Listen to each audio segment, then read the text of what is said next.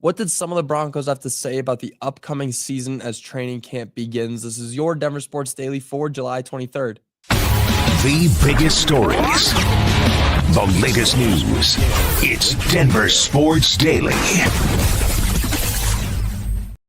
Training camp began yesterday with multiple players taking the podium to speak on this upcoming season. There's been a lot of excitement this offseason because of what they did last year with rookie Bo Nix taking the Broncos to the playoffs for the first time in 10 years, the first winning season in 9 years. There's a lot of excitement in this locker room, and you can feel that with some of the things that these guys, were going on to say. And Patrick Surtain was the first where he was really talking about the chip that the Broncos have on their shoulder, saying, quote, "We're determined. We got a lot of selfless leaders out there." And that just goes a long way. There are guys who put the team first before themselves, and that goes through everybody on the team. I think it resonates pretty well with our common goal. In the playoffs last year, we didn't get the result that we wanted, and that just adds another chip on our shoulder going into this year. And we got the right team to do so.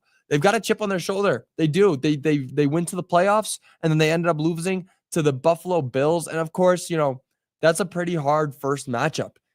Nobody wants to go out and face one of the best teams in the league, one of the, favorites to win the Super Bowl every single year in their first playoff game in 10 years. Nobody wants to go and see that. But the Broncos, they did it with their rookie, Bo Nix. I mean, they did what seemed impossible.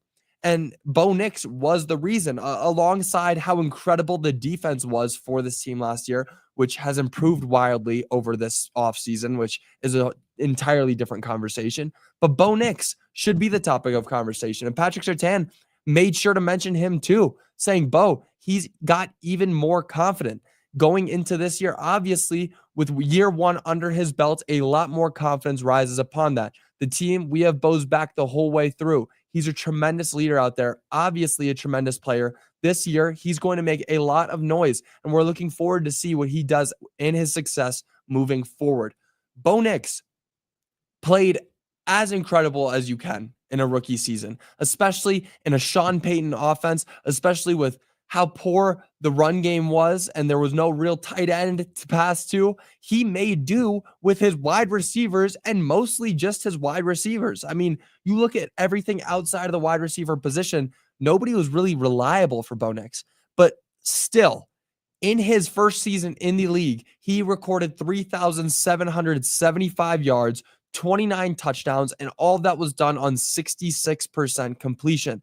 Just an incredible first season. He was second in Rookie of the Year running. And of course, it's a shame that he was in there with Jaden Daniels, because Jaden Daniels played incredibly, and we're going to do nothing but give him his flowers here. But Bo Nix had a real case for Rookie of the Year. I mean, he did, again, the impossible. You brought this team out of the depths of darkness, and you made do with it. You made do. And Patrick Surtain, giving him his flowers there. Everybody on this team just is in the right mindset. They're very cohesive. They're a good unit that fits together well, and they just all have that energy, and they have that mentality that when they're going forward, they know what they're trying to reach. And what they're trying to reach is a championship, a Super Bowl. And Mike McGlinchey, of course, the right tackle for this team, spoke on the championship contending. He said, well, we haven't even practiced yet. Certainly we feel like we could, but we've got to put in the work day in and day out. And then he went on, we're obviously very, very excited about what we have here. Everybody feels a little more comfortable with the experience we gained last year and the year that we had, and knowing that's still not good enough. No, I mean, if you're contending for a Super Bowl, it's never good enough until you're holding that Lombardi trophy. And that's the mentality you should have. You don't want anything else. You don't want to say, hey, we made it to the wild card. First playoffs in 10 years, first winning season in 9 years. That's good enough. That's where we want to be. It's not. No, that's fair. It's not good enough. You're going for a Super Bowl. This team knows what they are looking for. I mean, Mike McGlinchey knows. He's been to a Super Bowl before.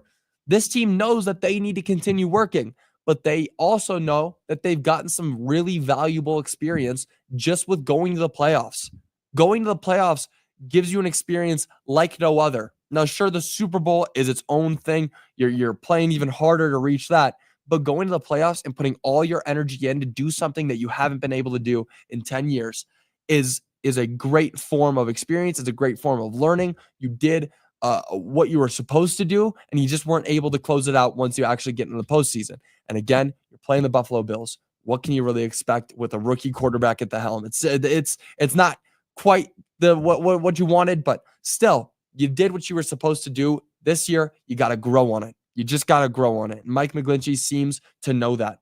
Now, training camp is really getting into gear. Today, they're actually going to be putting on pads and practicing, and it's going to continue through a couple more weeks. They're going out to the 49ers Stadium, Levi's out in San Francisco. They're going to be playing there with a week of practice in between.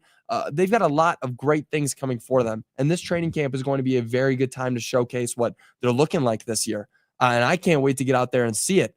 Today we're going to have some clips coming out from the first training camp. So make sure you're watching our Twitter and our Instagram, because we're going to have a lot of clips coming out from what our training camp looks like today.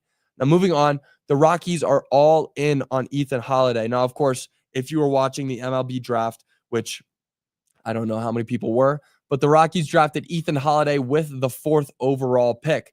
Now, not only did they get possibly the best player in the draft, but they're looking like they're all in on him. They set a record after giving Holliday a $9 million slot bonus.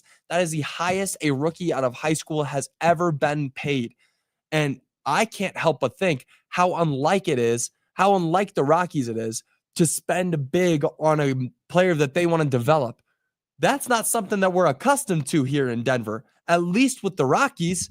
Spending big and securing a player that you have a lot of high hope for, that's very out of character for the Rockies. Now, it makes sense, though, because in his senior year, Holliday's batting average was an incredible .611, and he racked up 19 home runs. And then listen to this. He also had an on-base plus slugging of 2.038, the OPS of 2.038.